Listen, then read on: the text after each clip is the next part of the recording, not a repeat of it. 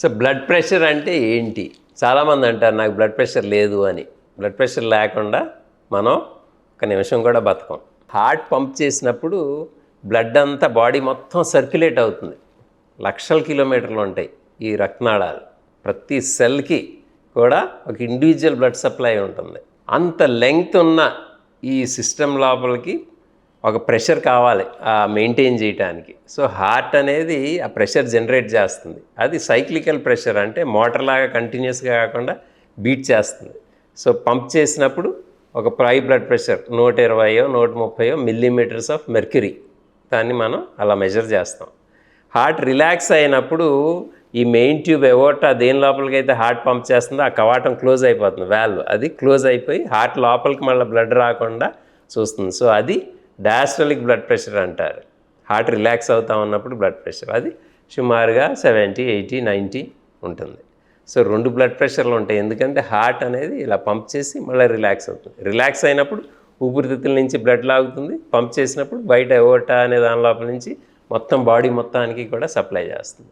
So వెళ్ళినప్పుడు blood tubes ద్వారా వెళ్ళినప్పుడు వెయిన్స్ ద్వారా ఈ ముందు సెల్స్కి వెళ్ళి సెల్స్ నుంచి మళ్ళీ వేస్ట్ ప్రోడక్ట్స్ అన్నీ తీసుకుని వెయిన్స్ ద్వారా మళ్ళీ హార్ట్ రైట్ సైడ్కి వచ్చేసి హార్ట్ రైట్ సైడ్ పంప్ చేస్తే లంగ్స్కి వెళ్ళి అక్కడ ఆక్సిజనేషన్ తీసుకుని మళ్ళీ లెఫ్ట్ సైడ్కి వస్తుంది. సో ఈ మొత్తం ఈ సర్క్యులేషన్ అంతా మెయింటైన్ చేయటం అనేది ఒకటే పంప్ చేస్తుంది పని.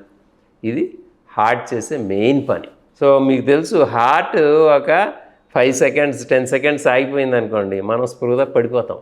స్పృహ పడిపోయినప్పుడు కార్డియాక్ అరెస్ట్ అంటారు. అంటే హార్ట్ పని చేయనప్పుడు ప్రతి నిమిషానికి ఒక 10% చనిపోతారు, బ్రెయిన్ డెడ్ అయిపోతారు. సో 10 minutesలోనే it's all over cardiac arrest అయినప్పుడు. సో దీని ద్వారా మీకు తెలుస్తుంది ఈ ప్రెషర్ మెయింటైన్ చేయటం, ఈ సర్క్యులేషన్ మెయింటైన్ చేయటం, హార్ట్ బీట్ అవ్వటం ఎంత ఇంపార్టెంట్ అనేది. బ్రెయిన్కి బ్లడ్ సప్లై లేకపోతే ఫ్యూ సెకండ్స్లోనే ఇట్ స్టాప్స్ వర్కింగ్, పర్మనెంట్గా డ్యామేజ్ అయిపోతుంది. హార్ట్ అనేది కొన్ని గంటల్లో డ్యామేజ్ అయిపోతుంది. అందుకనే టైమ్ ఈజ్ మసిల్ అంటారు హార్ట్ అటాక్లో. అప్పుడు ఏంటంటే హార్ట్ అటాక్లో ఏంటంటే హార్ట్కి బ్లడ్ సప్లై తీసుకెళ్లే రక్తం లోకల్లీ అక్కడ క్లాట్ అయిపోయి షట్ డౌన్ అయిపోతుంది. సో మొత్తం హార్టే పంప్ చేయలేదు అనుకోండి, దాన్ని కార్డియాక్ అరెస్ట్ అంటారు. What ever it is, blood pressure is the pressure that maintains this flow. ఈ మొత్తం ఫ్లో మెయింటైన్ చేయడానికి ఒక ప్రెషర్ ఉంటుంది. సో ఈ మీ ఇంటికి ఒక పంప్ ఉంటుంది, అదేం చేస్తుంది, ఒక ప్రెషర్ హెడ్ మెయింటైన్ చేస్తుంది. సో పైకి వాటర్ వెళ్తుంది, మళ్ళీ కిందకి మీరు వదిలేసినప్పుడు ఆ ట్యాంక్ నుంచి కిందకి వచ్చేస్తుంది. సో మీరు 2 అంతస్తులు ఒక మెషిన్ కొనుక్కున్నారు, 4 అంతస్తులు ఇంకొక 2 అంతస్తులు మీరు ఇల్లీగల్గా పైన కన్స్ట్రక్ట్ చేశారనుకోండి, దానికి పైదాకా తీసుకెళ్ళడానికి మీరు ఒక పెద్ద పంప్, మోర్ ప్రెషర్ జనరేట్ చేసే పంప్ కొనుక్కోవాలి. సో అలాగే ఏమవుతుందంటే బరువు పెరిగిన కొద్దికి బ్లడ్ ప్రెషర్ అనేది పెరుగుతుంది, ఎందుకంటే హార్ట్ ఇంకా పంప్ చేయాలి ఆ ప్రెషర్ మెయింటైన్ చేయడానికి. అలాగే మీరు ఉప్పు తీసుకున్నారనుకోండి ఎక్కువ, ఆ బ్లడ్ వాల్యూమ్ పెరుగుతుంది. అంటే total amount of blood that it has to pump, ఆ వాల్యూమ్ మెయిన్గా వాటర్ అంతా వచ్చేస్తుంది ఉప్పు మూలాన. అదే కాకుండా ఉప్పు తీసుకోవటం మూలాన ఈ రక్తనాళాలన్నీ కూడా కుంచుకుపోతాయి, నేరో అవుతుంది. సో రెసిస్టెన్స్ పెరిగిపోతుంది. సో హార్ట్ అనేది ఇంకా ప్రెషర్ జనరేట్ చేయాలి, ఇంకా ప్రెషర్ ఉంటేనే అది ఫ్లో అవుతుంది. అందుకని ఉప్పు తినటం ఎక్కువ తినటం మూలాన కూడా బ్లడ్ ప్రెషర్ పెరుగుతుంది. ఎక్సర్సైజ్ చేయలేదనుకోండి, ఈ చిన్న రక్తనాళాలు అవి ఉంటాయి, అవి కుంచుకుపోయి ఉంటాయి, మూసుకుపోయి ఉంటాయి. ఎక్సర్సైజ్ చేయటం ద్వారా అవన్నీ ఓపెన్ అవుతుంది. ఇప్పుడు నదికి ట్రిబ్యూటరీస్ అన్నీ ఓపెన్ అయిపోయినాయి అనుకోండి, నదిలో ప్రెషర్ తగ్గిపోతుంది. అలాగే మీరు ఎక్సర్సైజ్ చేస్తే ప్రెషర్ అనేది తగ్గుతుంది, ఎందుకంటే రెసిస్టెన్స్ తగ్గుతుంది కాబట్టి. మెడిటేషన్ బాగా రిలాక్స్ అయ్యారనుకోండి, అప్పుడు కూడా ఈ రెసిస్టెన్స్ తగ్గటం ద్వారా మీకు బ్లడ్ ప్రెషర్ తగ్గుతుంది. దాని ఆపోజిట్ మీరు టెన్షన్ పడ్డారనుకోండి, అప్పుడు ఈ రక్తనాళాలన్నీ కుంచుకుపోయి ఎక్కువ రెసిస్టెన్స్ అయ్యి హార్ట్ ఎక్కువ పంప్ చేయాలి, ప్రెషర్ అనేది ఎక్కువ ఉంటుంది. సో బేసికలీ బ్లడ్ ప్రెషర్ అనేది మారుతూ ఉంటుంది, ఫ్లక్చుయేట్ అవుతూ ఉంటుంది. చాలామంది అడుగుతారు, నా బ్లడ్ ప్రెషర్ ఇందాక చూస్తే 110/80 ఉంది, ఇప్పుడు 140/80 ఉంది, ఆ బ్లడ్ ప్రెషర్ ఇన్స్ట్రుమెంట్ సరిగ్గా పనిచేయట్లేదేమో అంటారు.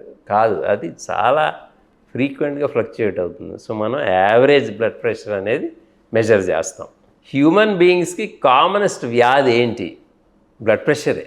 హైపర్ టెన్షన్ అంటే బ్లడ్ ప్రెషర్ ఎక్కువ ఉంటాం. ఇందాక మనం అనుకున్నాం బ్లడ్ ప్రెషర్ లేకుండా మనం అసలు బతకలేం. బ్లడ్ ప్రెషర్ ఎక్కువ ఉంటాన్ని హైపర్ టెన్షన్ అంటారు.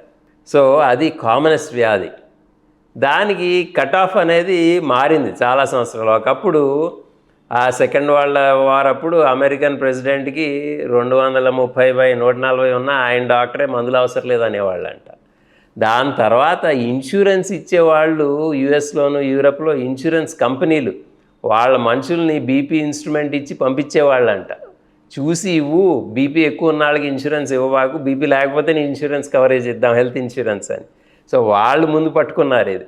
వాట్ ఎవర్ ఇట్ ఈజ్, మనకు తెలిసిన చాలా సంవత్సరాల నుంచి ఏంటంటే 110/75 నుంచి ప్రతి 20/10 అంటే పై బ్లడ్ ప్రెషర్ కిందది పెరిగిన కొద్దికి, అంటే 110 ఉన్న వాళ్ళకి వర్సెస్ 130 ఉన్న వాళ్ళకి హార్ట్ అటాక్స్ డబల్. సో దీని కట్ ఆఫ్ ఎక్కడ యాక్చువల్లీ చూస్తే 110/75 ఆర్ 120 కన్నా కూడా తక్కువ ఉండాలి. Few years back American heart association was Brave enough to declare that normal blood pressure అంటే 120 కన్నా తక్కువ పై బ్లడ్ ప్రెషర్ హార్ట్ పంప్ చేసినప్పుడు, హార్ట్ రిలాక్స్ అవుతా ఉన్నప్పుడు డాస్టలిక్ అంటారు, 80 కన్నా తక్కువ. సో నార్మల్ బ్లడ్ ప్రెషర్ అంటే 120 కన్నా తక్కువ ఉండాలి, కిందది 80 కన్నా కూడా తక్కువ ఉండాలి. ఎందుకంటే బ్లడ్ ప్రెషర్ అనేది మనం యావరేజ్ చూసి ఇది నార్మల్ అబ్నార్మల్ అంటలా. బ్లడ్ ప్రెషర్ మూలాన వచ్చే వ్యాధులు ఎంతకన్నా తక్కువ ఉంటే రాదు, దాన్ని బట్టి మనం ఈ బ్లడ్ ప్రెషర్ మెజర్మెంట్ని కట్ ఆఫ్ పెట్టుకుంటాం. దానికన్నా ఎక్కువ ఉంటే హైపర్ టెన్షన్ అంటాం. సో ఇప్పుడు మనకు అర్థమైంది కదా, దాని కట్ ఆఫ్ యాక్చువల్లీ కరెక్ట్గా చూస్తా అంటే 120 కన్నా తక్కువ ఉండాలి పై బ్లడ్ ప్రెషర్, కింద బ్లడ్ ప్రెషర్ 80 కన్నా కూడా తక్కువ ఉండాలి. ఈ కట్ ఆఫ్ కనుక మనం వాడితే హ్యూమన్ పాపులేషన్ మీద, పాపులేషన్లో సగానికి సగం మంది, specially developed countries urban societies లోపల సగానికి సగం మందికి బ్లడ్ ప్రెషర్ అనేది 120/80 కన్నా ఎక్కువ ఉంటుంది. సో ఇది కామనెస్ట్ వ్యాధి, హ్యూమన్ మ్యాన్కైండ్కి కామనెస్ట్ వ్యాధి హైపర్ టెన్షన్.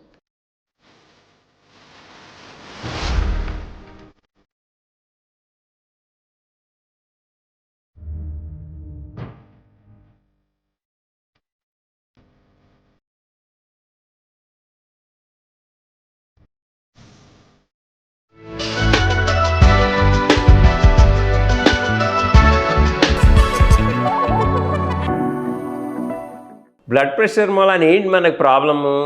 బీపీ అనేది ప్రెషర్ కావాలి మెయింటైన్ చేయడానికి, సర్క్యులేషన్, ఈ రక్తనాళాల లోపల నుంచి బ్లడ్ వెళ్ళటానికి. ప్రెషర్ పెరిగినప్పుడు ఏమవుతుంది? చాలా ప్రాబ్లమాటిక్. బ్లడ్ ప్రెషర్ ఎక్కువ ఉండటం, hyper tension is the commonest cause of heart attacks, brain strokes, kidney failure and heart failure. So ఏమవుతుంది, బ్లడ్ ప్రెషర్ పెరిగినప్పుడు ఈ రక్తనాళాల లోపల గుండెకి సప్లై చేసే రక్తనాళాలు 3 ఉంటాయి, ఒక్కొక్కటి ఒక 3 మిల్లీమీటర్ల డయామీటర్. దీని లోపల ప్రెషర్ పెరిగినప్పుడు ఏమవుతుందంటే ఆ రక్తనాళాలు చిట్లటం, లోపలేపు అక్కడ కొలెస్ట్రాల్ పెరిగిపోవటం, బ్లడ్ క్లాట్ అవ్వటం, ఇవన్నీ హెల్త్ ఆఫ్ ద వెసల్స్ చెడిపోతుంది ప్రెషర్ ఎక్కువైన కొద్దికి.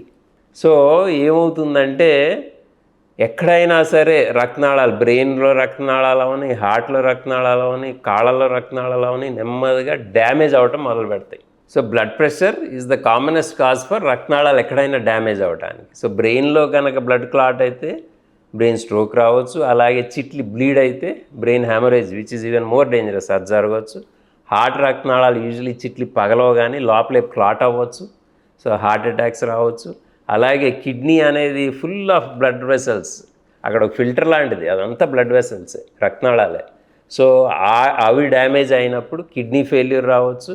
అలాగే హార్ట్ మసిల్ బ్లడ్ ప్రెషర్ ఎగెన్స్ట్గా పంప్ చేయాలి కాబట్టి బ్లడ్ ప్రెషర్ పెరిగినప్పుడు హార్ట్ మసిల్ థిక్కెన్ అవ్వటం, అలాగే నెమ్మదిగా పంప్ చేయలేక హార్ట్ పెద్దదైపోయి హార్ట్ ఫెయిల్యూర్ అంటారు, అంటే సరిగ్గా పంప్ చేయలేదు. హార్ట్ ఫెయిల్యూర్ కూడా commonest cause is hyper tension.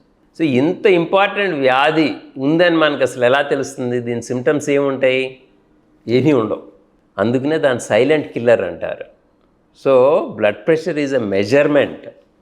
మీరు స్పిగ్మోమానోమీటర్ అనే మెషిన్తో మెజర్ చేసుకోవచ్చు. ఇది ఎందుకు అంత ఈజీ అయిపోయిందంటే అది అంత తేలికైన మెషిన్ ద్వారా మనం మెజర్ చేయటం మూలాన ఈ పారామీటర్ మనకు తేలిగ్గా తెలుస్తుంది. ఒకప్పుడు మానోమీటర్ లేనప్పుడు మనం బ్లడ్ ప్రెషర్ మెయింటైన్ చేయాలంటే రక్తనాళం లోపల ట్యూబ్ పెట్టి దాని ద్వారా మెజర్ చేయాల్సి వచ్చేది. సో ఇప్పుడు చాలా తేలిగ్గా మెజర్ చేయగలుగుతున్నాం. సో బ్లడ్ ప్రెషర్ అనేది ఒక మెజర్మెంట్, 120/80 కన్నా తక్కువ ఉండాలి. మీరు ఇది సంవత్సరంలో ఒక 2 సార్లు 3 సార్లు హాయిగా ఇంట్లో మెజర్ చేసుకోవచ్చు. సో హాస్పిటల్కి వెళ్ళి బ్లడ్ ప్రెషర్ మెజర్ చేసుకునే అవసరంలా. స్పెషల్లీ హాస్పిటల్కి వెళ్ళినప్పుడు డాక్టర్ని చూసినప్పుడు లేకపోతే నర్సుని చూసినప్పుడు వైట్ కోట్ హైపర్ టెన్షన్ అంటారు. అంటే వాళ్ళ తెల్ల కోట్ చూసేటప్పటికి మీకు అమ్మో ఎంత ఉంటుందో నా బ్లడ్ ప్రెషర్ ఏం చెప్తారో అన్న భయంతో బ్లడ్ ప్రెషర్ పెరిగిపోతుంది. మనకు తెలుసు మానసిక ఒత్తిడి ఎంత ఉన్నా సరే రక్తనాళాలు కుంచుకుపోయి బ్లడ్ ప్రెషర్ పెరిగిపోతుంది. సో మీ ఇంటిలో హాయిగా ఇలా రెస్టింగ్ లోపల కాళ్ళు ఇలా స్ట్రైట్గా కూర్చుని చేతులు ఇలా పెట్టుకుని మీకు ఏ నొప్పి ఏ బాధ లేనప్పుడు మీ ఇంట్లో ఓమ్రాన్ లాంటి good company blood pressure instruments ద్వారా ఆసిలోమెట్రిక్ టెక్నిక్ అంటారు. ఇవి చాలా యాక్యురేట్. సో వాటిని మీరు రిలైజ్ చేయొచ్చు. కాకపోతే యావరేజ్ బ్లడ్ ప్రెషర్ తీసుకోవాలి. ఒక్కసారి మెజర్ చేసింది కాదు, ప్రతిసారి ఒక 3 సార్లు అదే ఆటోమేటిక్గా తీసుకుంటుంది. దాని యావరేజ్ తీసుకుని మీరు కొన్ని రోజులు అలా చూసుకుని మీ యావరేజ్ బ్లడ్ ప్రెషర్ ఎంత ఉందని చూసుకోవాలి. ఒకసారి ఒక రీడింగ్ ఎక్కువ ఉంది ఒకటి తక్కువ ఉంది అని don't get worried. Average blood pressure ఎలా ఉంది, ఇది 130/80 కన్నా ఎక్కువ ఉంటే మీరు మందులు కూడా వాడాల్సి రావచ్చు, లైఫ్ స్టైల్ తేడాలు తీసుకురావాలి. సో ఇది చాలా ఇంపార్టెంట్. సో బ్లడ్ ప్రెషర్కి సిమ్టమ్స్ ఉండవు. It is a measurement. ప్రతి ఒక్కళ్ళు కూడా అట్లీస్ట్ 20 సంవత్సరాల నుంచి సంవత్సరానికి ఒకసారో 2 సార్లు మీ ఇంట్లో మెజర్ చేసుకోవాలి. సో మీ ఇంట్లో వేరే ఇన్స్ట్రుమెంట్లు ఉంటాయి చూడండి, ఫోన్ ఉంటుంది, ఇంకేయో ఉంటాయి, టీవీ ఉంటుంది. అలాగే వీటన్నిటికన్నా ఇంపార్టెంట్ ఏంటంటే బ్లడ్ ప్రెషర్ మెజర్ చేసే ఇన్స్ట్రుమెంట్ ప్రతి ఇంట్లో కొనుక్కుని ఉంచుకోవాలి. మీరు ప్రతి ఒక్కళ్ళు కూడా చూసుకోవాలి. మనం ఇందాక అనుకున్నాం 120/80 కన్నా ఎక్కువ ఉంటే హైపర్ టెన్షన్ అనే వ్యాధి ఉందని, అంటే సగానికి సగం పాపులేషన్కి ఉంటుంది ఈ వ్యాధి అని. అలాంటప్పుడు వీళ్ళు మనం అందరం ఏం చేయాలి? నాకు 130/80 ఉంది, అది కూడా నార్మల్ కాదు. 140/82, 85 ఉంది, నాట్ నార్మల్. ఏం చేయాలి? So most important is life style changes. అన్నిటికన్నా ఇంపార్టెంట్ బరువు తగ్గటం. మీరు ఓవర్ వెయిట్ ఉంటే ఇంకా బ్రహ్మాండంగా బీపీ తగ్గిపోతుంది. బరువు తగ్గితే ఈవెన్ ఓవర్ వెయిట్ లేకపోయినా ఒక 2 కేజీలు తగ్గినా సరే మీకు బ్లడ్ ప్రెషర్ అనేది తగ్గుతుంది. ఆల్మోస్ట్ ఒక 10 మిల్లీమీటర్స్ ఆర్ ఈవెన్ మోర్ కూడా తగ్గవచ్చు. బరువు ఎలా తగ్గటం? 80% ఆహారం తగ్గించడం ద్వారా, 20% ఎక్సర్సైజ్. చుట్టూ ఎక్సర్సైజ్ చేస్తే బరువు తగ్గుతారు అనుకోబాకండి. మోర్ ఇంపార్టెంట్ ఈజ్ మనం ఫుడ్ క్వాంటిటీ తగ్గించడం. సో సగం ఆకలి మనం అదొక స్కేల్ లాగా పెట్టుకుంటే, మన ఆకలి ఒక స్కేల్ లాగా పెట్టుకుంటే సగంలోనే మనం లేచిపోవాలి, ఇంక తినకూడదు. మన ఆయుర్వేద ప్రకారం కూడా సగం ఫుడ్, ఒక 1/4 ఎయిర్ 1/4 వాటర్ అంట. అంటే మీ ఆకలి లోపల ఫుల్గా తినకూడదు. That is very important for weight loss. ఈ మధ్య చాలా మంచి మెడిసిన్స్ ఉన్నాయి.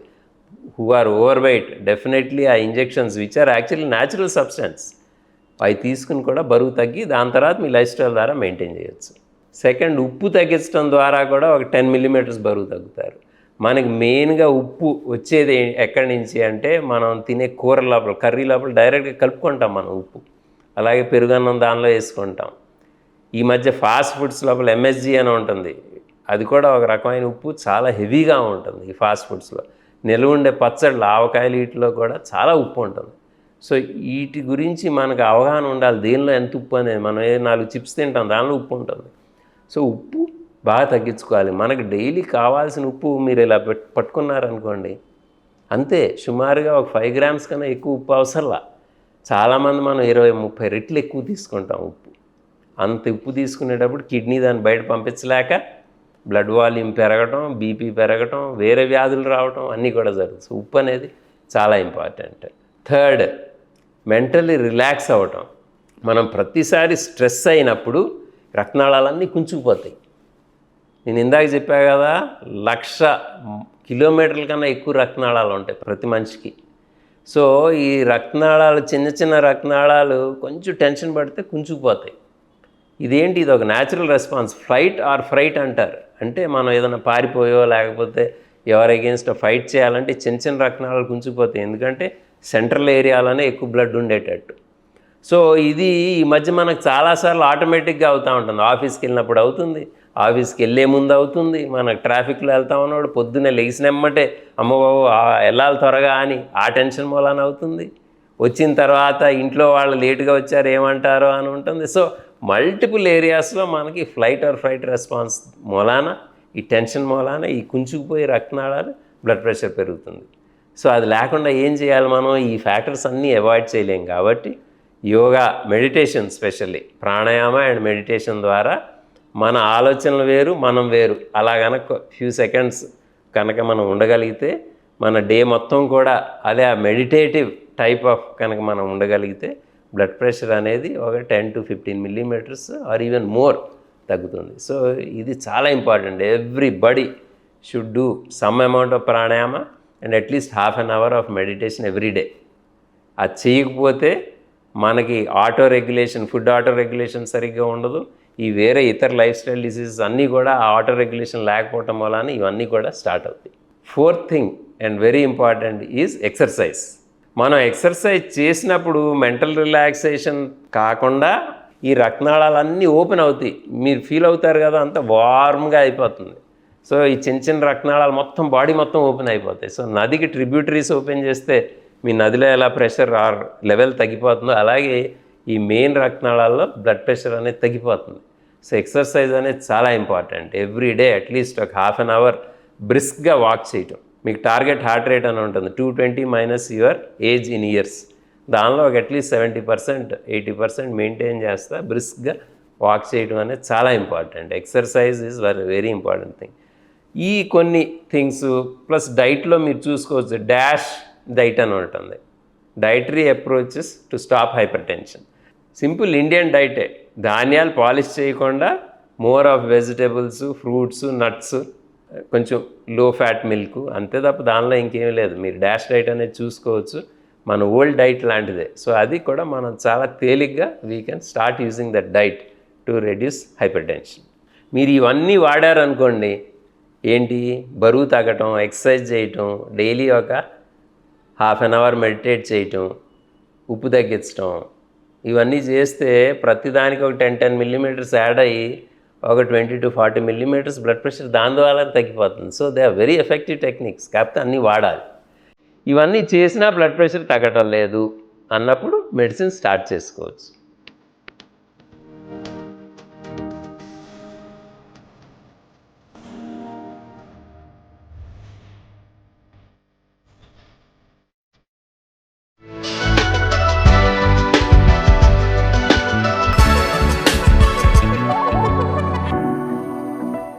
సో బ్లడ్ ప్రెషర్కి మెడిసిన్స్ పనిచేస్తాయా, ఎప్పుడు స్టార్ట్ చేయాలి? చాలామంది అంటారు ఇప్పుడే కదండి బ్లడ్ ప్రెషర్ ఉందని నాకు తెలిసింది, ఒక 4-5 సంవత్సరాలు, ఒక 10 సంవత్సరాలు ఆగుదాం, ఈలోగా నేను ఏదో ఒక లైఫ్ స్టైల్ చేంజ్ చేస్తాను. మీరు చెప్తున్నారు కదా బరువు తగ్గమని, ఉప్పు తగ్గించమని, మెడిటేషన్ చేయమని, ఎక్సర్సైజ్ చేయమని, ఇవన్నీ చేస్తాను అంటే నేను ఒకటే అడుగుతాను, మీకు ముందు ఇది తెలీదా అంటే చాలామంది అంటారు తెలుసండి, ఏదో నెగ్లెక్ట్ చేస్తామని. సో చాలా ఇంపార్టెంట్ క్వశ్చన్, ఎప్పుడు మీకు బీపీ మెడిసిన్స్ ఎప్పుడు స్టార్ట్ చేస్తారు అని. దీన్ని లీగసీ ఎఫెక్ట్ అంటారు. అంటే మీకు ఒక వ్యాధి ఉందని తెలిసినప్పుడో లేకపోతే అది మీకు ఉందని తెలియటానికి మోస్ట్ ఇంపార్టెంట్ థింగ్, మీరు ప్రతి సంవత్సరం బీపీ మెజర్ చేసుకోవాలి. మీరు మెజరే చేసుకోవట్లేదు అనుకోండి, ఒక 10 సంవత్సరాలు ఎప్పుడు స్టార్ట్ అయిందో మీకే తెలియదు. సో అది మీకు స్టార్ట్ అయినప్పటి నుంచి మీరు కనుక దాన్ని కంట్రోల్ చేశారనుకోండి, ఆ రిస్క్ ఫ్యాక్టర్ని, మీకు ఒక 20-30 సంవత్సరాల తర్వాత దాన్ని అంత ట్రీట్ చేయకపోయినా దాని సైడ్ ఎఫెక్ట్స్ తక్కువ ఉంటాయి. వేరే ముందు ఒక 10 సంవత్సరాలు దాన్ని ట్రీట్ చేయకుండా వదిలేశారనుకోండి, తర్వాత దాన్ని ట్రీట్ చేయడం కష్టం, దాన్ని ట్రీట్ చేసినా సరే విలువ ఉండదు. ఎందుకంటే ఆల్రెడీ అది డ్యామేజ్ చేసేసింది కాబట్టి. రక్తనాళాలు మల్టిపుల్ ఏరియాస్ మీకు హార్ట్లో, బ్రెయిన్లో, కిడ్నీలో అన్నీ డ్యామేజ్ చేసేసింది కాబట్టి బ్లడ్ ప్రెషర్ మీరు లేటుగా దాన్ని ట్రీట్ చేయటం వలన విలువ ఉండదు. దీన్ని లీగసీ ఎఫెక్ట్ అంటారు. అందుకని వెరీ ఇంపార్టెంట్, మీకు బ్లడ్ ప్రెషర్ 140/90 కన్నా ఎక్కువ ఉంటే మందులు స్టార్ట్ చేయాల్సిందే. మందులు స్టార్ట్ చేస్తా లైఫ్ స్టైల్ చేంజెస్ చేసుకుంటా మీ బ్లడ్ ప్రెషర్ నెమ్మదిగా తగ్గిన కొద్దికి చాలామందికి మెడిసిన్స్ తీసేయచ్చు. సో బాడీకి మెడిసిన్స్ అలవాటు అవ్వవు, కాకపోతే బాడీకి బ్లడ్ ప్రెషర్ ఒక మీరు 5-10 సంవత్సరాలు వదిలేశారనుకోండి, రక్తనాళాలన్నీ గట్టిపడిపోయి ఇర్రివర్సిబుల్గా తయారవుతుంది. సో వెరీ ఇంపార్టెంట్ ఏంటంటే ఎలాగొట త్వరగా మీ బ్లడ్ ప్రెషర్ తగ్గించుకోవడం, లైఫ్ స్టైల్ చేంజెస్ ఇంప్లిమెంట్ చేస్తాం, మెడిసిన్స్ అనేవి తగ్గించడమో తీసేయటమో చేయవచ్చు. హైపర్టెన్సివ్ ఎమర్జెన్సీ అంటారు, దానికి సిమ్టమ్స్ ఉండొచ్చు. ఇది ఏంటంటే మీ కింద బ్లడ్ ప్రెషర్ 110-120 కన్నా ఎక్కువ ఉంటుంది. అంటే పై బ్లడ్ ప్రెషర్ ఎక్కడ ఉండాలి, కిందదే అంతే, దానికన్నా ఎక్కువ ఉంటుంది. అప్పుడు కొంతమందికి తలనొప్పి రావటం, బ్లర్రింగ్ ఆఫ్ విజన్, సరిగ్గా కనపడకపోవటం, ఎందుకంటే కళ్ళల్లో కూడా ఇడిమా వచ్చేస్తుంది, వాపు వచ్చేస్తుంది, కిడ్నీలో యూరిన్ తగ్గిపోవటం, కొంతమందికి హార్ట్ అటాక్స్ రావడం ఇవన్నీ కూడా జరుగుతాయి. హైపర్టెన్సివ్ ఎమర్జెన్సీ ఆర్ అర్జెన్సీ అంటారు. కొంతమందికి ఈ ప్రాబ్లం డ్రింకింగ్ స్పెల్స్ మూలాన వస్తుంది. ఈ మధ్య చాలామంది ఐటీలో పనిచేసేవాళ్ళు వేరే వాళ్ళు కూడా సాటర్డే సండే బాగా బింజ్ డ్రింకింగ్ చేశారనుకోండి, ఒకేసారి ఎక్కువ డ్రింక్ చేశారనుకోండి, బ్లడ్ ప్రెషర్ సడన్లీ పెరిగి దాని మూలాన ఈ ప్రాబ్లం కూడా రావచ్చు. అలాగే మీరు బ్లడ్ ప్రెషర్ కంట్రోల్ చేయకపోయినా సరే ఎప్పుడోకప్పుడు ఈ హైపర్టెన్సివ్ ఎమర్జెన్సీ రావచ్చు, విచ్ ఇస్ వెరీ డేంజరస్. ఎందుకంటే బ్రెయిన్లో బ్లీడింగ్ కూడా అవ్వచ్చు దీని మూలాన. సో ముందే మనం ఈ జాగ్రత్తలు తీసుకోవాలి. రిఫ్రాక్టరీ హైపర్ టెన్షన్ అంటే ఏంటి? రిఫ్రాక్టరీ హైపర్ టెన్షన్ అంటే మీరు మందులు వాడినా సరే బ్లడ్ ప్రెషర్ తగ్గటల్లా. దీనికి కొన్ని కారణాలు ఉంటాయి. ఒకటేమో గురక. రాత్రిపూట గురక, స్పెషల్లీ బరువు ఎక్కువ ఉన్నాళ్ళు, మీకు తెలియదు గురకని. యూజువల్లీ మీ పార్ట్నర్లు అడగాలి, పక్కన పడుకునే వాళ్ళని అడగాలి గురకుందా అని. ఆ గురక ఉంటే సడన్లీ ఎవరో పేకు విసిగినట్టే మీకు సడన్లీ గాలి ఆగిపోతూ ఉంటుంది మధ్య మధ్యలో. అప్పుడు బాడీ రెస్పాన్స్ ఎలా ఉంటుందంటే క్యాటకోలమిన్స్ అవన్నీ ప్రొడ్యూస్ చేసి ఒక రకమైన ఫ్లైట్ రెస్పాన్స్లోకి వెళ్ళి బీపీ పెంచేస్తుంది. సో గురక ఒకటి. రాత్రిపూట బ్లడ్ ప్రెషర్ ఎలా ఉంది అనేది అంబులేటరీ బీపీ ద్వారా చూసుకోవాలి. సో గురక ప్రాబ్లం ఉంటే దానికి ఈ మధ్య ఆ మెషిన్లు ఉన్నాయి, మీకు గురక ప్రాబ్లం రాకుండా అది పెట్టుకుని పడుకోవటం, బరువు తగ్గటం, వేరే టెక్నిక్స్ ఉంటాయి, కపాలభాతి, భస్త్రిక, ఉజ్జయి బ్రీదింగ్, వీటి ద్వారా గురక లేకుండా చూసుకుంటే మీ బ్లడ్ ప్రెషర్ సేమ్ మెడిసిన్స్ ద్వారానే కంట్రోల్ అవుతుంది. అలాగే ఉప్పు కంట్రోల్ లేదనుకోండి, మీ బ్లడ్ ప్రెషర్ మందులు పనిచేయవు. నొప్పి తగ్గే ట్యాబ్లెట్లు చాలామంది వాడుతూ ఉంటారు, పారాసెటమాల్ కాదు, వేరే ఎన్ఎస్ఏఐడిస్ అంటారు, మోకాళ్ళ నొప్పులకో దేనికో వాడుతూ ఉంటారు. దాని వలన బ్లడ్ ప్రెషర్ పెరగటం కాకుండా కిడ్నీలు కూడా చెడతాయి. సో ఇలాంటి చాలా ఫ్యాక్టర్స్ ఉంటాయి. రిఫ్రాక్టరీ హైపర్ టెన్షన్ అంటే మందులు వాడుతూ ఉన్నా సరే తగ్గట్లేదని. ఇవన్నీ కూడా సరి చేసినప్పుడు కూడా కొంతమందికి బ్లడ్ ప్రెషర్ తగ్గకుండా ఎక్కువ ఉంటే ఈ మధ్య ఒక టెక్నాలజీ ఉంది. ఏంటంటే కిడ్నీ రక్తనాళాల లోపల మనం హీట్ లాగా ఒకటి ఇచ్చి బ్లడ్ ప్రెషర్ తగ్గించవచ్చు. ఇది చాలా amazing treatment. So blood pressure బాగా ఎక్కువ ఉండి కంట్రోల్ అవ్వన వాళ్ళకి మనం ఈ ట్రీట్మెంట్ అనేది చేయొచ్చు. ఈ ట్రీట్మెంట్ని రీనల్ డిన్నర్వేషన్ అంటారు. చాలా సేఫ్ ప్రొసీజర్. మరీ బ్లడ్ ప్రెషర్ ఎక్కువ ఉండి మందుల ద్వారా కంట్రోల్ అవ్వకపోతేనే వాడతాం. కొంచెం కాస్ట్లీ ట్రీట్మెంట్ కానీ వెరీ సేఫ్ ప్రొసీజర్.